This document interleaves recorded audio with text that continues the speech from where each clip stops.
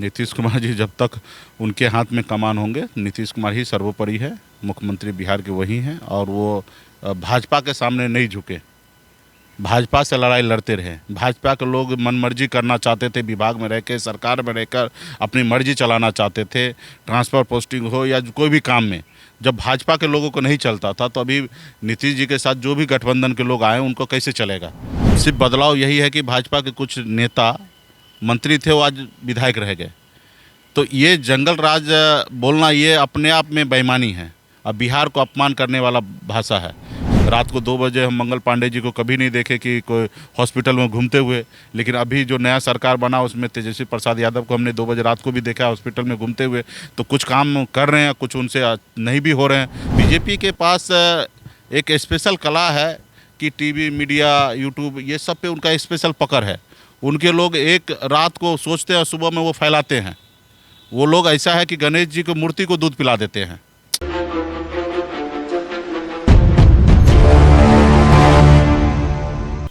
नमस्कार, मेरा नाम काजल है और आप सच तक न्यूज़ देख रहे हैं। अभी हमारे साथ वीआईपी के सुप्रीमो मुकेश सहनी जी हैं। हम इनसे बात करेंगे जो परसों बेगूसराय में एक घटना घटा है। सर, परसों लगातार 30 किलोमीटर तक अंधाधुंध फायरिंग की गई जिसमें 11 लोग जख्मी हुए और 1 लोगों की मौत हो गई। क्या कहिएगा? देखिए, घटना बहुत दुखद है और इसके ऊपर सरकार भी काफ़ी एक्शन में है, वहाँ के प्रशासन भी काफ़ी एक्शन में है और उसके खोज की जा रही है। और वहाँ पे कुछ फ़ोटो वगैरह सब प्रशासन के द्वारा सर्जनी की गई है। और जो लोग भी किए हैं, अभी पहले तो ऐसा लग रहा था कि कोई मतलब साइको टाइप के लोग हैं जो इस तरीके से घटने में भी आया था साइको किलर। हाँ, साइको किलर का ऐसा दिया गया था। लेकिन जब से कल 2 मोटरसाइकिल का दिखाया गया और 4 लोगों को, तो उस समय से हम लोगों को विचार जो हम लोग सोच रखे थे उसमें विचार में कहीं ना कहीं परिवर्तन हो रहा कि ये कहीं ना कहीं किसी के प्लानिंग के तहत तो नहीं है। क्योंकि कोई पागल होता तो 1 लोग होंगे, 2 लोग होंगे एक साथ, चलो 2 आदमी हैं। अभी 2-2 बाइक्स चलाने वाले या 2-2 गोली चलाने वाले, मतलब 4-4 लोग एक साथ में पागल हो जाना, साइको हो जाना, ये कहीं हम लोगों को हजम नहीं हो रहा। लेकिन फ़िलहाल प्रशासन इस पे मजबूती से लगे हैं और उसको मैं उम्मीद करता हूँ कि जल्द से जल्द वो पकड़ा है आरोपी और जो गलत किए हैं और उसको सज़ा मिलेगा। और इस तरीके का घटना खास करके बिहार में तो पहली बार हुआ। हिंदुस्तान में भी इस तरीके से घटना कहीं देखने के लिए नहीं मिला। हाँ, पाकिस्तान से जब कसाब आया था मुंबई में, तो इस तरीके से वो आंधुन गोली वोली चलाया, तो ये एक ऐसा हुआ कि बाहर के लोग आके इस तरीके से किया और हमारे राज्य के लोग ही इस तरीके से किए हैं। तो ये पहली बार ऐसा घटना हमको देश में देखने के लिए मिला। जैसा कि आपने बोला प्रशासन एक्शन में दिख रही है, लेकिन जब 30 किलोमीटर तक लगातार फायरिंग हो रही थी तो उस टाइम प्रशासन कहाँ थी? क्या महागठबंधन की सरकार में प्रशासन कमजोर पड़ गई है? ये कहना उचित नहीं है। प्रशासन का यहाँ पे चूक है। मैं उनको आपके सामने में उनको बचाने का काम नहीं करूँगा। प्रशासन का चूक है और प्रशासन जिस तेज़ी से, जिस रफ्तार से काम करना चाहिए उसमें तो ढिलाई है बिहार में। ये और सवाल यहाँ पे खड़ा होता है कि प्रशासन इस तरीके से आखिर ढिलाई क्यों है। और अभी जो हम बाद में देख रहे हैं कि इस पे लोग एक्शन में लगे हैं, लेकिन इस तरीके से घटना का कभी हम लोग सोच भी नहीं सकते थे। तो प्रशासन को के ऊपर सवाल उठना जायज़ है और आप उठाइए। और शायद आपके और हमारे उठाने से ही प्रशासन अपने आप को मतलब चौकन्ना होंगे और ये काम में ज़्यादा से ज़्यादा रुचि रखेंगे। और उनको जवाब देना चाहिए प्रशासन को। जो लोगों को दोषी है, इतना समय बीतने के बाद भी नहीं पकड़ा जा रहा। 30 किलोमीटर तक फायरिंग हुआ, उस बीच में 30 किलोमीटर तक, 3 किलोमीटर नहीं बल्कि 30 किलोमीटर तक इतना थाना था। उस थाना इंचार्ज कहाँ पे, तो वहाँ पेट्रोलिंग करने वाले कहाँ थे? ऐसे लोगों को खड़ा करके उसको बात किया जाए कि कहाँ थे और किस कारण चूक हुआ। और ऐसे जो लोग दोषी हैं, लापरवाही जिनका दिख रहा है, उनको सबको सस्पेंड करना चाहिए। और मैं चाहूँगा कि डीजीपी इस पे एक्शन ले।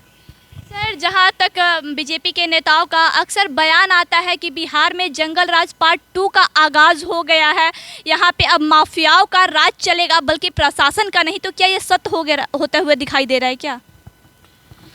देखिए, सरकार कल तक बीजेपी के साथ था, आज महागठबंधन की सरकार है जिसमें मुखिया नीतीश कुमार जी हैं। तो प्रशासन कल भी वही था और आज भी वही है। मुख्यमंत्री नीतीश कुमार जी थे, आज भी मुख्यमंत्री नीतीश कुमार जी हैं। सिर्फ बदलाव यही है कि भाजपा के कुछ नेता मंत्री थे वो आज विधायक रह गए। तो ये जंगल राज बोलना ये अपने आप में बेईमानी है और बिहार को अपमान करने वाला भाषा है। इस बात को प्रयोग नहीं करना चाहिए। हाँ, विपक्ष में आप हैं, आपका कर्तव्य है, धर्म है कि आप सरकार को घेरें, सरकार के कमियों को आप उजागर करें, जनता के बीच में, मीडिया के बीच में आप उजागर करें, ये आपका अधिकार है और ये करना चाहिए, तब जाके सरकार भी लगाम में रहते हैं। लेकिन इस तरीके से बोलना जिसमें हमारा खुद का नुकसान होना, आज बिहार देश लेवल पे पूरे भारत में कहीं ना कहीं बदनाम होते जा रहे हैं और ये हमारे बिहार का छवि खराब हो रहा है। और इसके कारण है कि बिहार में कोई बाहर के उद्योगपति, बड़े बड़े बिजनेसमैन बिहार में उद्योग लगाने के लिए नहीं आएंगे, और जब नहीं आएंगे तो बिहार के युवा को रोज़गार कहाँ से मिलेगा। तो अपने आप को बदनाम ना करें। देखिए, घटना पूरे भारत में बीतता है और भारत में अगर होता तो विपक्ष वहाँ पे भी आवाज़ उठाते हैं और वहाँ पे सरकार प्रशासन का काम है कि लॉ एंड ऑर्डर को संभालना। ये काम यहाँ पे भी की जा रही है। आप विपक्ष में हैं तो आप आवाज़ उठाइए, लेकिन अपने आप को, बिहार को बदनाम ना करें। ये जंगल राज ये नहीं। अभी आप देख रही है, 2 आदमी बाइक पे आके किसी को कोई गोली मार के चला जा रहा है, तो इसको उस तरीके से नहीं लीजिए।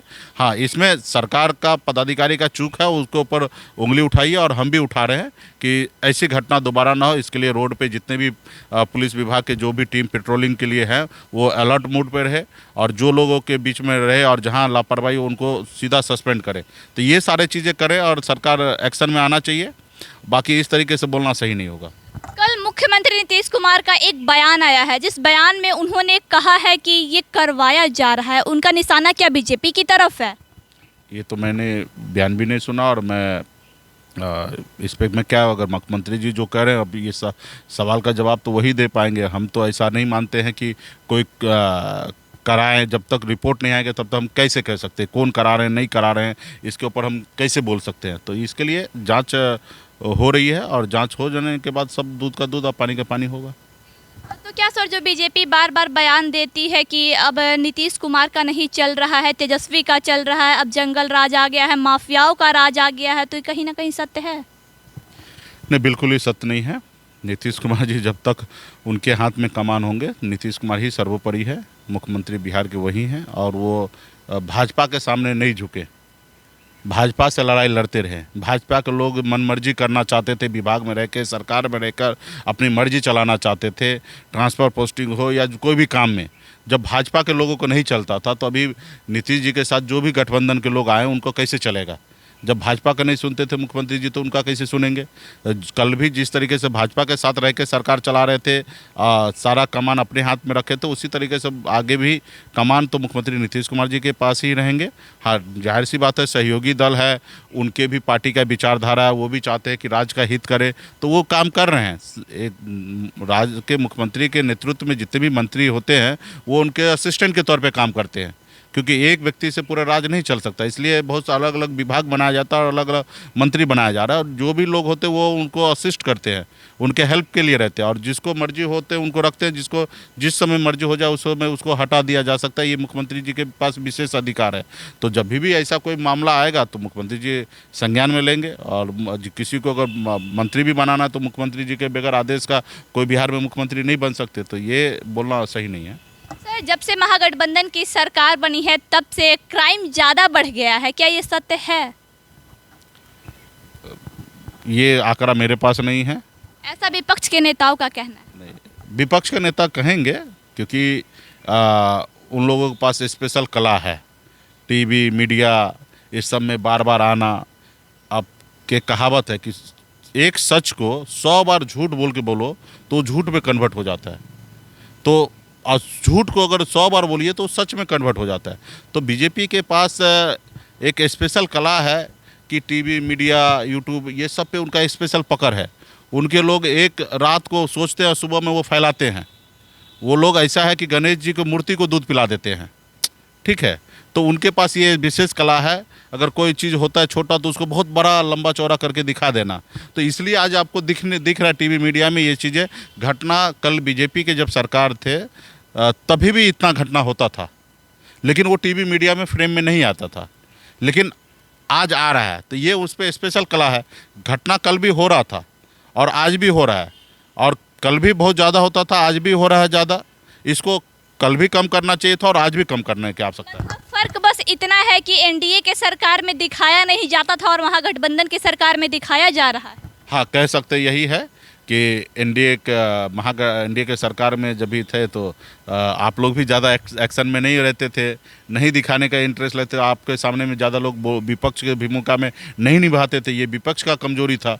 और आज का जो विपक्ष है वो बहुत मजबूत है, वो कुछ भी होता है तो उसको लेके रोड पे उतर जाते हैं। ठीक है, तो ये विपक्ष का ताकत है और मुझे लगता है कि ये विपक्ष जो काम करे मैं इसको आपने गलत बोला नहीं कि विपक्ष अभी मजबूत है, जो भी होता है लेके रोड पे उतर जाते हैं, तो फिर आरजेडी क्यों नहीं उतरती? जब आरजेडी विपक्ष में थे तो क्या कमजोर थे?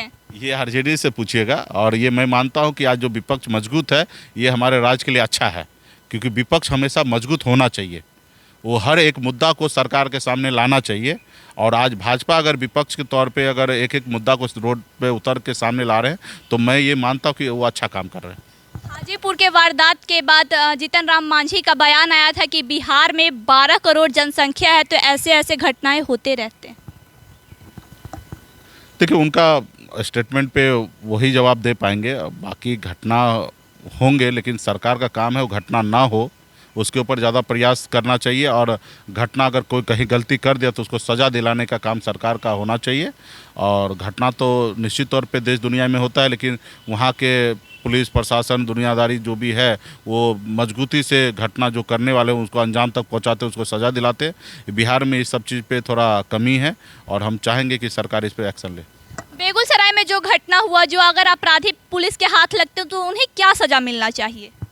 ये तो सज़ा तो अभी किस तरीके से की है, क्या है उसके बीच में मोटिव क्या है, ये सब चीज़ें तो जज साहब के ऊपर है। जज साहब जो निर्णय लेंगे, अभी इसमें हम लोगों का तो निर्णय चलना नहीं है।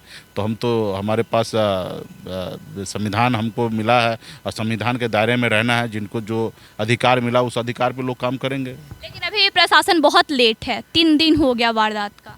तो निश्चित तौर पे आपको बेगूसराय जाना चाहिए और वहाँ के एसपी से सवाल जवाब करना चाहिए आपको कि आप इतना लेट क्यों हैं, और जल्दी रोड पे उतरिए और एक्शन लीजिए। मतलब महागठबंधन की सरकार में प्रशासन भी सुनने को तैयार नहीं है। सुनाइए, आप और हम दोनों मिलकर सुनाएंगे। कैसे नहीं सुनेंगे? नहीं सुनेंगे तो रोड पर उतरेंगे, रोड को जाम करेंगे, सरकार को सुनाएंगे और छोड़ कैसे देंगे। अभी सरकार, हम लोग चाहते हैं कि अभी 1 महीना ही हुआ है सरकार को, 1-2 महीना सरकार में हो जाए, सब मंत्री समझ ले। बिहार आपका भी कहना है कि सरकार को थोड़ा टाइम दिया जाए? थोड़ा सा, बहुत ज़्यादा समय नहीं देने की आवश्यकता है। और मुझे लगता है कि वो लोग भी अभी कुछ चीज़ें तो देखने के लिए मिल रहा है जो बीजेपी के सरकार में जो नहीं हो रहा था वो हमको देखने के लिए मिल रहा था। रात को 2 बजे हम मंगल पांडे जी को कभी नहीं देखे कि कोई हॉस्पिटल में घूमते हुए, लेकिन अभी जो नया सरकार बना उसमें तेजस्वी प्रसाद यादव को हमने 2 बजे रात को भी देखा हॉस्पिटल में घूमते हुए। तो कुछ काम कर रहे हैं, कुछ उनसे नहीं भी हो रहे हैं। तो हम उम्मीद करते हैं कि अच्छा करें, उनको मौका मिला है काम करने का, वो अच्छा करें। और जब नहीं करेंगे तो हम लोग रोड पर उतरेंगे। तो हमारे साथ वीआईपी के सुप्रीमो मुकेश सहनी जी थे। इनका कहना है कि बेगूसराय की घटना में कहीं ना कहीं प्रशासन की चूक है।